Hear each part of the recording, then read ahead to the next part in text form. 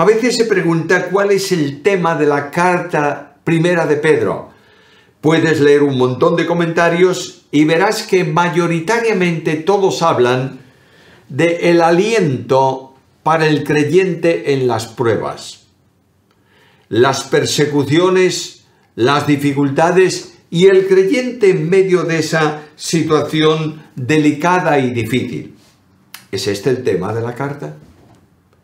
Bueno, debo preguntarle al mismo autor. ¿Qué propósito tienes tú, Pedro, cuando escribiste la primera carta? ¿Hablar de los problemas y alentar a las dificultades? Sin duda ninguna, forma parte de la epístola, pero le pregunto al autor y el autor me dice, lee la carta y mira lo que escribí en el capítulo 5 y en el versículo 12. Por conducto de Silvano, a quien tengo por hermano fiel, os he escrito brevemente amonestándoos y testificando que esta es la verdadera gracia de Dios en la cual estáis. Luego, lo que yo he hecho a lo largo de la carta es hablaros de la gracia.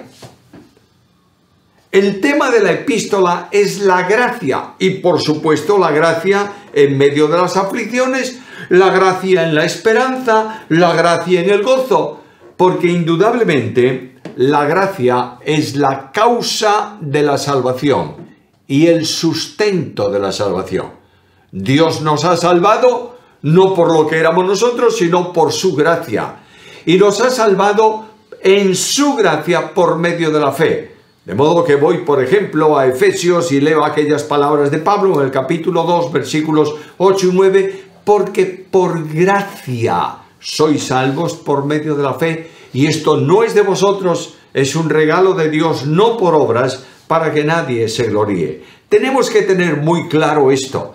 La salvación descansa en la gracia, no en la fe. La fe es el modo instrumental para apropiarnos de la salvación que Dios ofrece. Por tanto, a lo largo de unos domingos que tengamos estas reflexiones sobre la carta primera de Pedro, voy a estar hablando acerca de la gracia en distintos niveles de la vida cristiana. En este caso, quiero leer con vosotros capítulo 1, versículos 1 al 5, que dice así.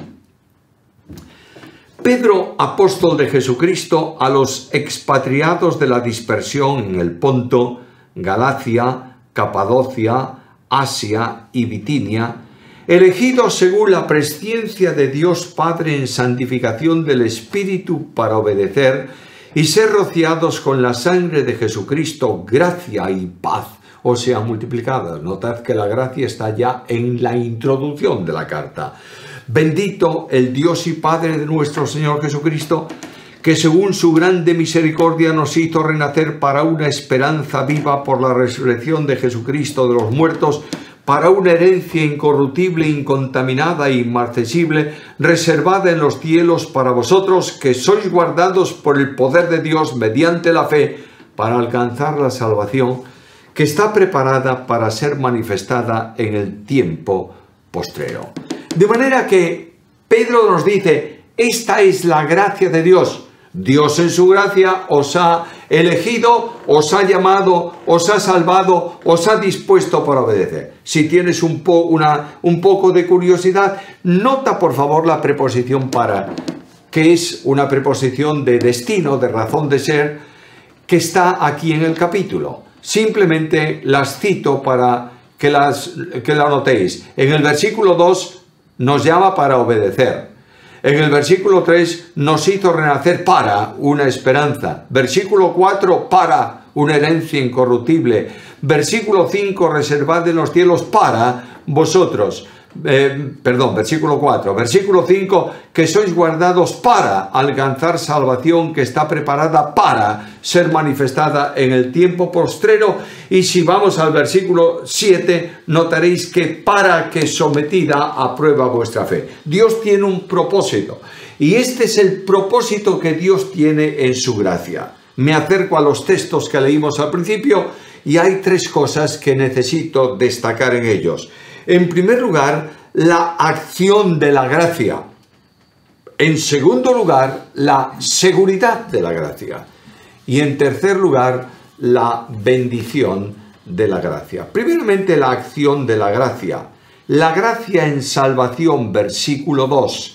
Elegidos según la presciencia de Dios Padre en santificación del Espíritu para obedecer y ser rociados con la sangre de Jesucristo, gracia y paz os sea multiplicada. Quiero recordaros que la gracia de Dios fluyó para salvación antes de la creación del mundo. Quiero recordarte algo que tú sabes sin duda ninguna. Dios es soberano. ¿Lo crees? No hay ninguna acción que Dios haga que no esté envuelta en su soberanía. En soberanía Dios dijo: voy a crear el cielo y la tierra, el universo, los hombres, los animales, los ángeles, voy a crear todo. Pero antes de eso, la gracia orientada a la salvación del hombre que iba a pecar fluyó del corazón de Dios y estableció el plan de redención. Y voy a la carta primera de Pablo a Timoteo, capítulo 1, versículo 9, y allí leo que Dios nos salvó y llamó con llamamiento santo, no conforme a nuestras obras, sino de acuerdo con su propósito y la gracia que nos fue dada en Cristo Jesús antes de los tiempos de los siglos. Esa expresión es un hebraísmo que quiere decir antes de que pudiera contarse el tiempo. Y el tiempo se cuenta cuando Dios crea. Por tanto, la gracia fluyó del corazón de Dios. Me sorprende mucho que algunos, cuando leen el versículo, se detienen estrictamente en esta expresión: elegidos según la presciencia. Bueno, no tengo ningún problema. No tengo ningún problema en afirmar que Dios ha elegido a algunos para salvación, pero tengo que afirmar que no ha rechazado a nadie y condenado a nadie antes de su creación para condenación eterna. Voy a aclararlo o expresarlo con toda claridad. No tengo duda de que Dios ha escogido en el Antiguo Testamento a Jeremías y dijo: antes de tu nacimiento. Lo mismo hizo con Pablo. Pero lo que yo sí sé es que Jesús dice: todo aquel que quiera venga, y el que a mí viene no será rechazado. No tengo tampoco duda de que nuestra condición personal necesite el auxilio divino para poder acudir a Jesús en salvación y creer en Él. Cristo mismo lo dijo: todo lo que el Padre me da vendrá a mí, y el que a mí viene no lo rechazo. Y cuando voy a la epístola a los Romanos, noto que Pablo hace un énfasis muy destacado en el llamamiento celestial del Padre. El Padre llama a salvación. Y es el llamado del Padre el que, aplicado por el Espíritu Santo a la vida de los creyentes, la misión del de los pecadores, la misión del Espíritu Santo es convencer al mundo de pecado, de justicia y de juicio. Esa acción del Espíritu Santo, tocando el corazón del pecador a través del mensaje del Evangelio, va a Cristo y lo recibe como Salvador personal. Pero la asistencia de Dios es necesaria para poder creer. ¿Por qué razón? Mira lo que dice Pablo: nos ha santificado por el Espíritu para obedecer. Ahí en el texto griego no está un verbo, está un sustantivo. No dice para obedecer, dice para obediencia. ¿Y por qué necesito yo el auxilio de Dios para obediencia? Porque por condición natural, heredada de nuestros primeros padres, yo soy desobediente. Escucha esto bien. No soy desobediente porque desobedezco. Desobedezco porque soy desobediente. De otra manera, yo respiro el aire porque necesito el oxígeno. No por voluntad propia, sino por necesidad. De manera que como mi vida tiene que recibir el soporte de oxígeno para poder vivir, yo respiro. Pero no puedo decir que yo respiro porque tengo necesidad de oxígeno, sino justamente al contrario. Porque tengo necesidad de oxígeno, respiro. ¿Me has seguido en esta ilustración? De manera que el llamamiento a salvación, escucha bien esto, no es un ruego de Dios. El Dios de la Biblia no ruega por nada, porque es soberano. El llamamiento a salvación es un mandamiento que Dios establece. Escucha a Pablo. Predica el Evangelio en Atenas. No hay ningún conocimiento de la Biblia ni de la teología. No es un auditorio en el Areópago, no es un auditorio lleno de judíos que más o menos pueden conocer las verdades bíblicas del Antiguo Testamento y Pablo puede aplicarlas al tiempo actual. Son ateos, son filósofos, son gente que está siguiendo a los dioses y que no quiere saber o desconoce además la realidad del Dios verdadero. Y Pablo predica a esa gente.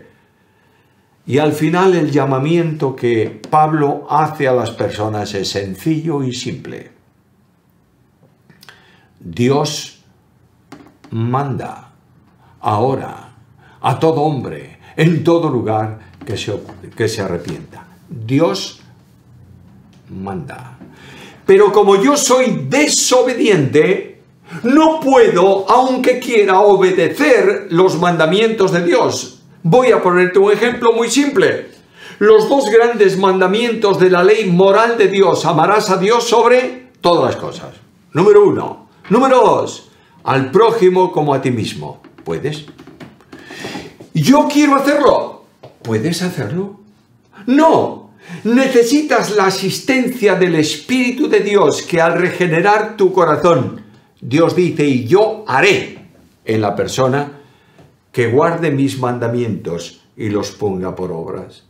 No prediques, por favor, un evangelio fácil, en donde Dios hace una obra y ahora Él espera a que el hombre de alguna manera atienda a su llamamiento. Dios, en presciencia, actúa por su Espíritu para que puedas obedecer.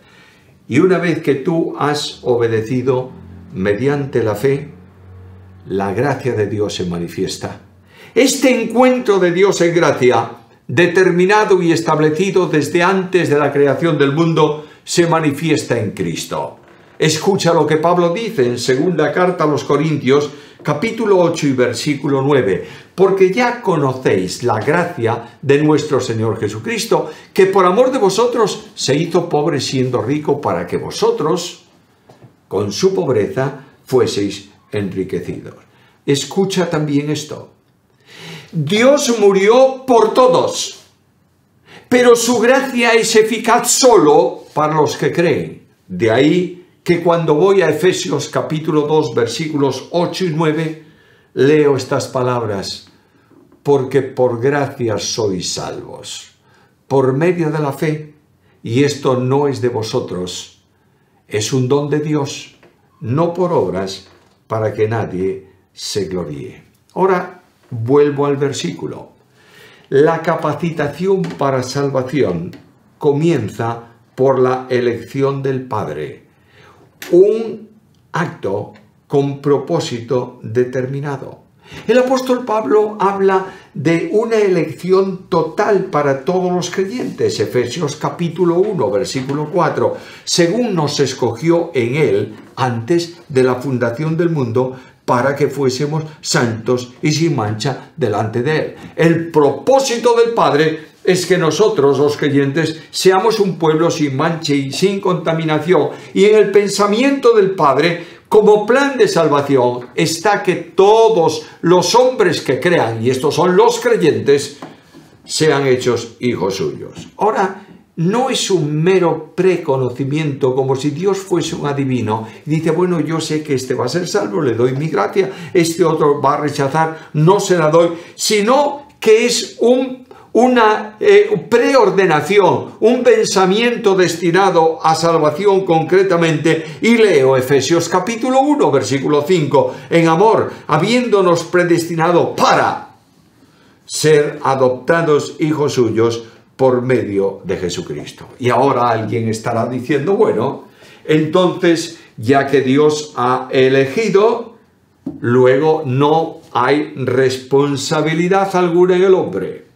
Y Dios que ha elegido salvará a los elegidos, por tanto a los no elegidos irán al infierno. No es verdad esto. Esto es una deducción humana de un pensamiento divino. Y quiero decirte que el pensamiento de Dios no encuadra, no encaja, siempre supera al pensamiento humano. A la elección divina de salvación o a la planificación de Dios para salvación corresponde siempre la responsabilidad del hombre. Juan 3:36.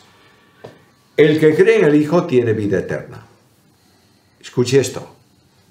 Pero el que rehúsa creer no verá la vida, sino que la ira de Dios está sobre él. Oh, no saques nunca la responsabilidad del hombre. No habrá nadie en el infierno que diga a Dios: estoy aquí porque tú no me has escogido o no has provisto de medio de salvación para mí. Quiero decirte que Cristo en la cruz del Calvario produjo una doble sustitución o una doble justificación o una doble satisfacción. Una satisfacción potencial, mediante la cual Dios hace salvable a todos los hombres. Y una virtual, que es aplicada solamente para aquellos que creen.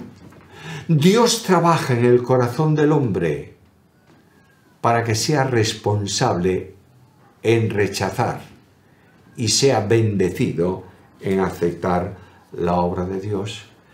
Y cuando la persona cree en Cristo, se produce una regeneración y se le dota de un corazón nuevo. Dios regenera siempre al que salva.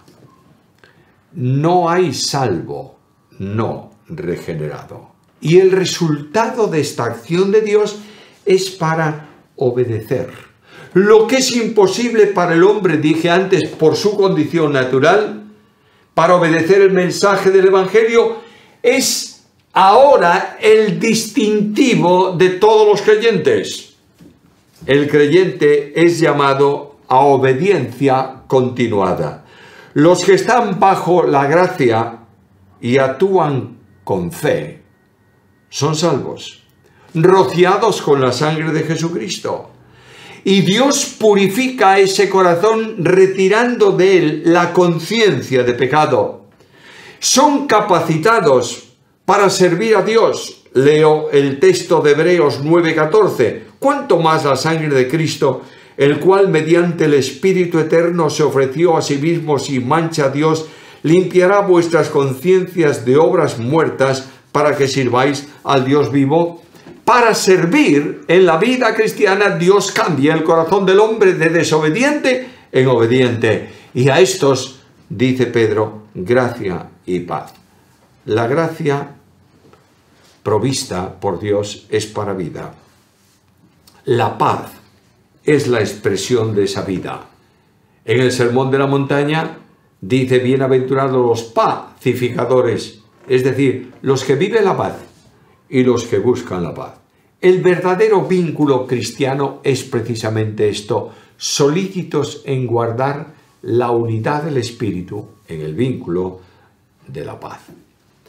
En segundo lugar, encuentro la seguridad en la gracia. Versículo 3. Bendito sea el Dios y Padre de nuestro Señor Jesucristo, que según su grande misericordia nos hizo renacer para una esperanza viva por la resurrección de Jesucristo de los muertos. Es necesario incluir el verbo ser en nuestra traducción. Bendito sea el Dios y Padre, porque aquí el texto dice bendito el Dios, pero bendito el Dios es una acción que puede ser que el hombre natural no haga, pero los creyentes sí. Aquí está la referencia, es bendito sea el Dios y Padre. Y la bendición que levantamos a Dios es por su amor, por su misericordia. Es el amor de Dios orientado al miserable. La misericordia no pudo ser pequeña sino grande, como corresponde a la magnitud del pecado. Cuando el pecado abundó, sobreabundó la gracia. Ahora esta regeneración del salvo es un renacer, un nacer de nuevo. Hay un cambio tan profundo en el salvo por la obra del Espíritu Santo que en la Biblia no hay una comparación para que entendamos eso más que el nacimiento.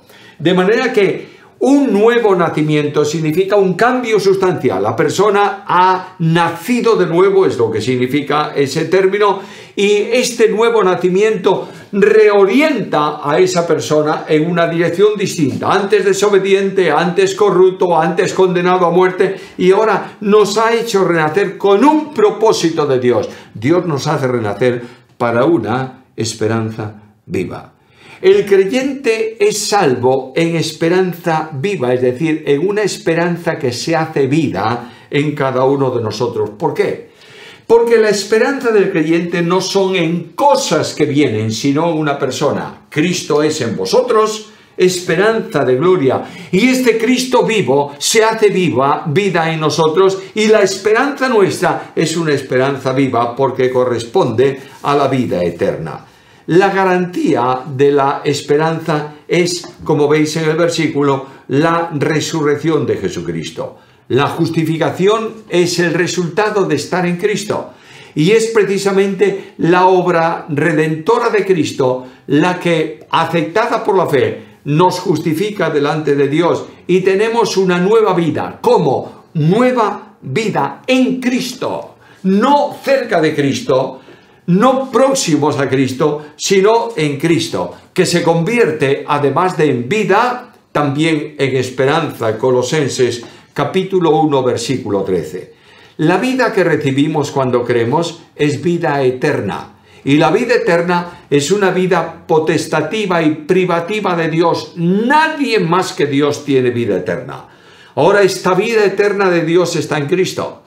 Y cuando tú y yo creemos y el Espíritu nos vincula a Cristo, la vida eterna de Cristo viene a ser nuestra vida en la expresión de vida comunicativa de Dios a cada uno de los suyos. No tenemos la experiencia de la vida esencial de Dios, pero sí la experiencia de la vida natural, es decir, de la naturaleza divina. Y la proyección de la esperanza está en el versículo 4. Todo esto Dios lo tiene preparado para una herencia incorruptible, es decir, una herencia que no puede corromperse ni puede desaparecer, para una herencia incontaminada, literalmente sin defecto. La herencia de Dios, que en su creación dijo que era buena en gran manera, es lo que Dios tiene preparado para nosotros. Es una herencia también inmarcesible, que no se envejece ni puede deteriorarse. Pero mira, esta herencia tan admirable que en el Nuevo Testamento se describe y en el libro de Apocalipsis se detalla, es una herencia reservada, plenamente cuidada por Dios y reservada en los cielos. Pero la seguridad plena la tienes en el versículo 5. Reservada para vosotros, que sois guardados por el poder de Dios mediante la fe. Es decir, Dios guarda esa herencia, nadie la va a tocar, pero te guarda también a ti para que puedas participar de la herencia. Y la garantía del Señor es muy clara. El Dios de la Biblia dice: yo os tomaré a mí mismo. Y la garantía de Dios en cuanto a la santificación y a la perseverancia de los creyentes delante de Él está descrita en la doxología de Judas, entre otros sitios, y es tan interesante: aquel que es poderoso para guardaros sin caída y presentaros sin mancha delante de su gloria con gran alegría. Es el Dios que edifica la vida del creyente en la fe. La fe no solamente vincula al pecador con Cristo para salvación, lo vincula también vincula también al creyente para santificación. Y la victoria que vence al mundo es nuestra fe. El secreto de la vida cristiana victoriosa, hermanos míos, amigos míos, no está en la doctrina, sino en Cristo. Tú puedes conocer la doctrina bíblica de A a Z. Puedes conocer la Escritura en toda su extensión, puedes memorizar grandes pasajes de la Biblia. Si no estás en Cristo, te vas al infierno, por mucho que sepas de Biblia. Porque el secreto de la vida victoriosa es Cristo mismo. Y el futuro está expresado en el texto, la salvación manifestada en el tiempo postrero. Permíteme recordarte algo que sabes muy bien. Salvación en el pasado, justificación.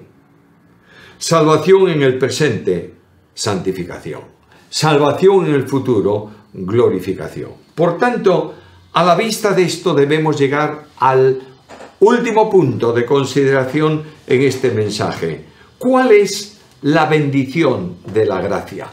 La primera bendición es seguridad. Tenemos la plena seguridad de que no solamente vamos a disfrutar de la herencia, sino que Dios está cuidándonos a nosotros para que sea posible esto.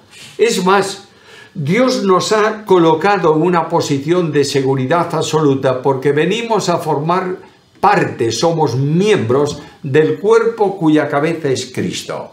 Nadie podrá desgajar de ese cuerpo a una persona.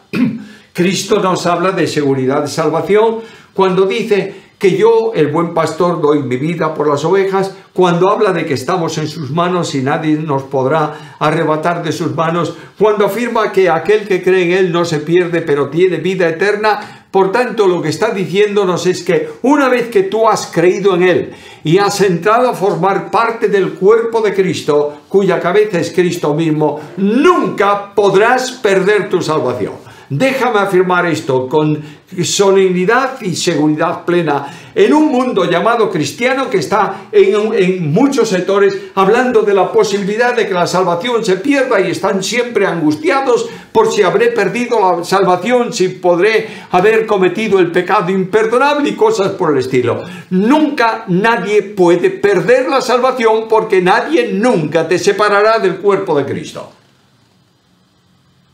Entiéndelo con claridad.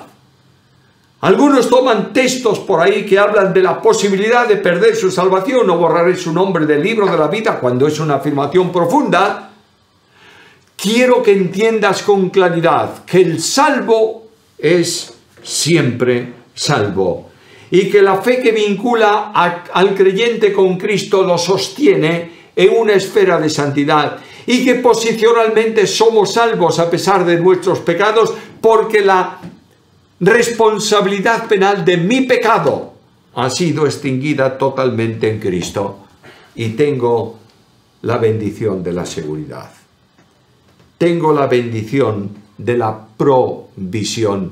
Dios está atento a mis necesidades, proveyendo cada día, en medio de las pruebas, lo veremos un poco más adelante.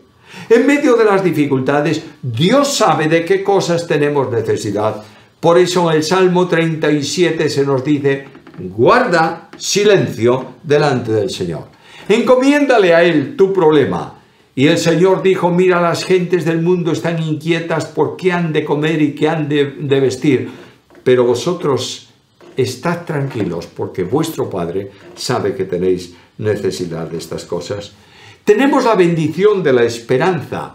La esperanza no es algo o una posibilidad. A veces en religiones llamadas cristianas se habla de la posibilidad de que cuando muera Dios me recoja en su gracia.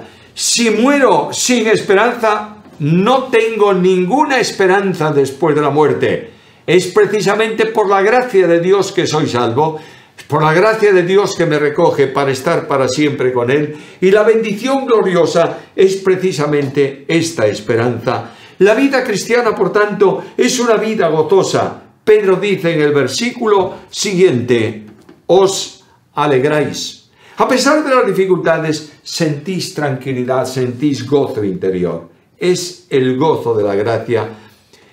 y frente a la frustración de la ortodoxia fría, que también mina muchas iglesias y carga el alma de muchos cristianos. Estos que lo único que hacen es predicar una exposición técnica de la Biblia, pero no alentadora. Estos que apuntan con el dedo siempre a las faltas, pero nunca a la restauración. Quiero decirte que esta ortodoxia fría, mortífera, es sustituida por el calor de la gracia. Y la vida cristiana, según el propósito de Dios, es conforme a las palabras del buen pastor Juan 10:10, es que tengamos vida y vida en abundancia. Que puedas sonreír, que te puedas alegrar en las cosas lícitas que están en torno a ti, que puedas jugar y disfrutar de los días de tu vida en la santidad que es necesaria. El mundo de hoy necesita ver cristianos gozosos, porque un cristiano triste es un triste cristiano, y solo el gozo es posible por la acción del Espíritu Santo. En Gálatas 5:22 leo estas palabras: el fruto del Espíritu es amor, gozo, paz. Necesitamos sentir la gracia de Dios para experimentar el gozo de la salvación. En cierta ocasión, un predicador fue invitado a una iglesia de corte pietista, de estas iglesias yo llamo, con mucho respeto, una olla a presión sin válvula, que solamente hay presión, comprensión y carga. Fue invitado a predicar en una iglesia de este corte y al final de la reunión, cuando ya cerraba su mensaje, dijo: necesitamos hablar menos de disciplina y más de gracia. Queremos un pueblo que sonría en un mundo que llora, un pueblo que goce en una sociedad que se queja, un pueblo que deje de mirar su historia y mire más a Cristo. Necesitamos sentir la salvación, mucho más que poder definirla. A esto nos llama la epístola. Y yo os invito a que sigamos, si os sentís bendecidos, en sucesivas exposiciones sencillas, simples, de la gracia de Dios en la carta primera de Pedro. A Él sea la gloria, a nosotros sus bendiciones por Cristo Jesús.